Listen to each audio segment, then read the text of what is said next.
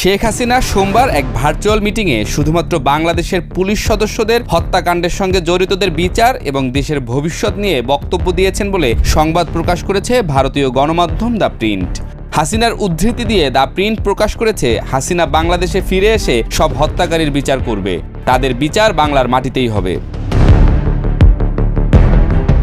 হাসিনা কখনোই তার কোনো বক্তব্যে দেশের সাধারণ মানুষ হত্যার বিচারের কথা বলেনি, যার কারণ হিসেবে নেটিজেনরা বলছেন নিজের ফাঁসির রায় নিজে লিখবার মতো বোকা হাসিনা না।